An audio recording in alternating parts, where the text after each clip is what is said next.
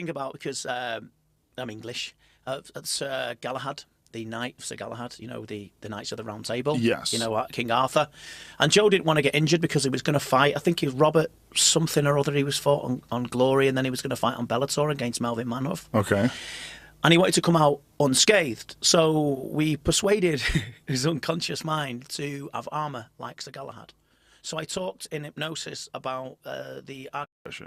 And I'm here to tell you, hypnosis is real. It does. You definitely go under. There's something happens. You go to some weird dream state, la la land.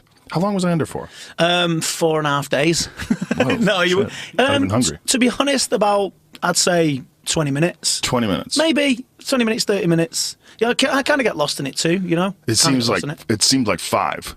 No, it was longer than that. Yeah. Yeah, it was longer than that. It was like, I remember the beginning part, and then all of a sudden it was over. I was like, whoa. And there was some weird dream state stuff going on in the middle where you were talking about some things, but I was thinking about other shit. But when I was thinking about shit, I was like, wow, I'm in a weird state of mind right now while I'm thinking about these other things. Like, I better get back on track about what Vinny's talking about. But you know, I think it's funny because I've done it. Everything that I do with my clients, and you've experienced, I've experienced, and you put it right. Yeah, it is weird. Yeah. But it's weird because it works. Definitely works. Well, there's different states that the brain operates in. We all know that. There's states when you're stressed out. There's states when you're super happy. There's states when you're very focused. There's states when you're in danger. There's states when you're in love. And we all know that these are weird places that your brain can go to, weird frequencies or weird vibrations, whatever you would call it. But to be able to manipulate it like that, to be able to put someone into a state like that, or help them, assist them getting into a state like that, that's a very, very unique skill. Yeah, I mean, all hypnosis is self-hypnosis anyway. So you do it. I just guide you into it, you know, and give you ways of just going into hypnosis is a natural state. Like we said, I was talking earlier, like, you know, you're driving and all of a sudden you end up there and you think, shit, how did I get there? I don't do that because I'm rubbish at driving. But, you know, other things where it just seems, television's hypnosis, music's hypnosis, they're all different states, and we're all in different states all the time. So like a movie that just captures you and you don't even realize you're watching it. You're just totally captivated. You're inside. You're completely absorbed in the film. That's almost like a hypnotic state. Yeah, definitely. I mean, you know, clapping for Superman, for instance. We know Superman doesn't exist, unfortunately. Sorry to break anyone's hearts out there that love Superman, but, you know, it's just a part and parcel of using your imagination to get you to a place where you want to change. So, but that state that you achieve when you hypnotize someone, when you put someone in this really relaxed place and you have them focus on very specific things and you get them to this weird state where your mind drifts off into that dreamland, that's very different than a movie or very different than driving home in your car. It's pretty intense. Yeah, it is. They're all imaginative processes anyway. You know, they're all imaginative processes. But with hypnosis, you're focusing on a specific problem. Well, as an opponent, as well as trying to listen to your corner, as well as hearing people scream your name or other people screaming for them other person to kick your ass, it's difficult. You have to kind of go within, you know, and control everything that you do and try and impose what you've got to do on the other person. Yeah, doubts and fear, they're extra weights that you carry into the ring. Yeah. Or into the cage. And in life, I mean, and again, it's analogous to life. Doubts and fears, on top of the reality of the difficulty of whatever you're trying to do, those doubts and fears, it's like a heavy weight vest that you're carrying on top of the burden of whatever you're trying to accomplish in the first place. And for fighters, it can be just smothering. I mean, we've had many instances of guys backstage that either didn't fight or almost didn't fight because they were having anxiety attacks because they were freaking out because the moment was finally there, and their mind was just running away from them. Yeah. Their mind was trying to figure out a way out of this. Like, we can figure out a way out of this. All we have to do is just go crazy here, and the doctor will come over, and, you know, how about you have a few heart palpitations and fall down, you can't breathe, and then the doctor's going to rescue you. Yeah, or you're ill. No more fighting. Yeah, you're ill. I hope the doctor finds something wrong with me because I'm ill. Yeah. Everyone's considered that. I mean, I did the same. I thought, you know, if he sees that I'm ill, I've got a cough, I'm ill, and then I don't have to go in there. But, you know, it's about controlling that. Fights are won and lost in the changing rooms.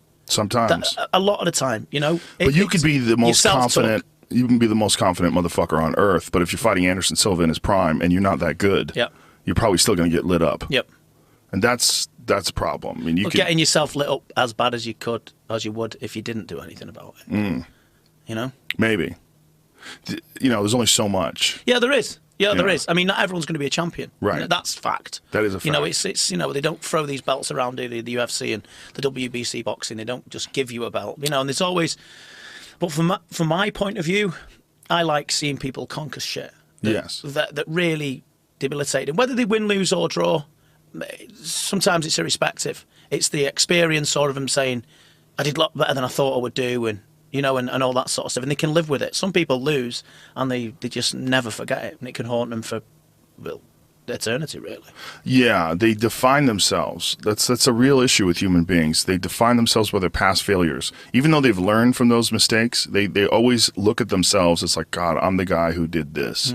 I'm the guy who shit his pants. I'm the guy who, you know, got in that car accident. I'm the guy who showed up late and got fired from my job. And you become, instead of a human being who has a lifelong, just a giant string of experiences, a lot of them that you've learned from and that you're better because of, instead you have the sting, like the emotional sting of those failures that just haunt people. And that's very common with people. They get haunted. That's why some people are haunted by high school. Called Macclesfield, and it's on a big hill where I used to live.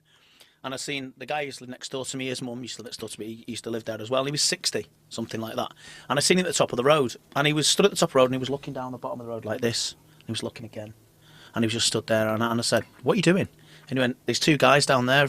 They used to bully me at school. I'm waiting for them to go. 60 years of age still. He said, I'm waiting for them to leave. Yeah, he was waiting for them to go. Billy's name is. And he was just stood there and waiting for them to go. Well, that, I like to change. And I would love to change it. It's sad. Think about it. It's a long time, you know, for him to, you know, and it's a small town, Macclesfield, where I used to live. So he's probably bumped into them. He's probably avoided them in the store or shops or whatever. So for 42, 43 years, this guy's been haunted. Maybe more, because before then, during and I school. hate that.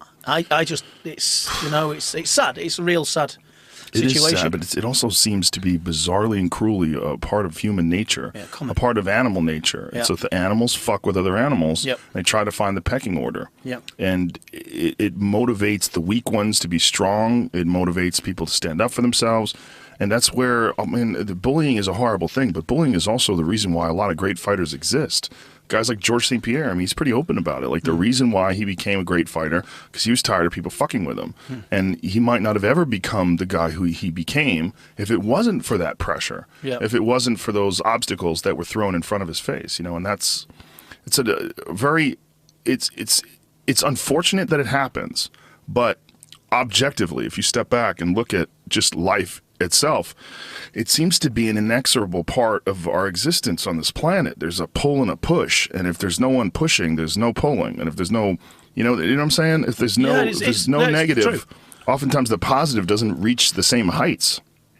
No, it doesn't. In a lot of cases, but it's if you can chip away at it, or at least change some perspective on it for a person. This is why someone said to me once when they wanted to be a mind coach that I'm only going to work with athletes. I'm not going to do therapy. It's all therapy.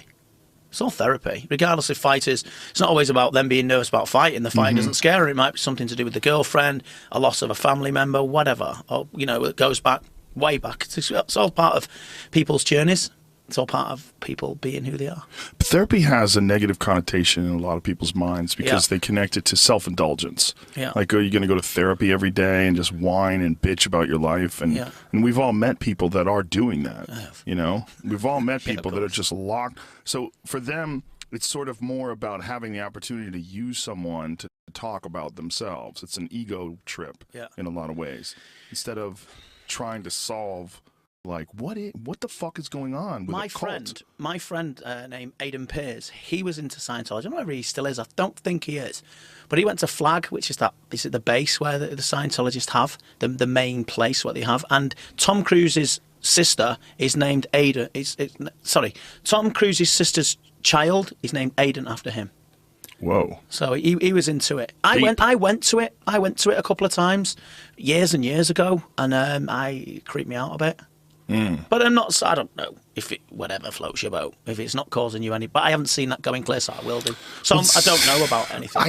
I agree with that as well. If it's not hurting you, and what do I give a fuck? I agree with that as well. Until you start watching these documentaries, you go, well, clearly it's hurting some people. It's definitely hurting people. It's breaking up families. It's really fucked up the way they attack some people that dissent or that leave. Or I mean, if the people that are on the show, the documentary, if they're telling the truth, and that's debatable, you know, only they know, and the people that they're talking about know. There's some mind control going on there. Yeah. There's some absolute definite mind control going on there, and I wonder, is that related in any way to hypnosis? The ability that these people have to manipulate these folks into. Well, look at Hitler's speech, Mein Kampf. Right. Look what Hitler did. You know, so people maybe are searching for something to be influenced. Do you know what I mean? So it's always going to be a lot easier, you know. So there's always going to be susceptible people. There is always going to be susceptible people, but is cult, like when you see like a Jim Jones speech, or you know when someone is giving some sort of a cultish speech, is that similar in some ways to hypnosis? It has to resonate, doesn't it? Right. It has to resonate with the person, with the people. I won't say it's hypnosis, but I'll just say it has to resonate with what they believe in, and you know, and what they floats the boat, I guess. You know what I mean? They can latch onto. It's like cold reading, isn't it? You know, Like what? Cold reading. Cold reading. Yeah, What's that? Psychics. You know, okay. Say stuff like cold reading and acting. By the way, no, it's cold reading's a different thing. It means you get a script. Yeah, no, it's different. I was trying to think. No, what is he talking about? No, it's different. Cold reading's different. I went to Malta a couple of years ago. Was it Malta? No, it was Rhodes in Greece. Anyway, I digress. And we went over and we got stung by the timeshare people, and anyway, the woman was going on and on to me, and she said, "What do you do in England?" I said, "I'm a psychic." She went, "Really?" I went, "Yeah, I'm a psychic." She went, "Oh right." I said, "You had an accident near water, a scare maybe before you was 10. I'm getting 10 for some reason before you was 10." And she went, "Yeah, you're right. Yeah, you did. Have you got a scar on one of your knees?" "Yeah, I've got a scar on my left knee." I thought you did. Do you know what I mean? And you know, you've had some, you know, you've had some limelight, but you don't mind other people, and you've had a lot of close friends. You've got a lot of friends, but you've only got a certain amount of close ones. So everyone resonates with that. Like horoscopes, everyone sort of like clings onto that, and you know,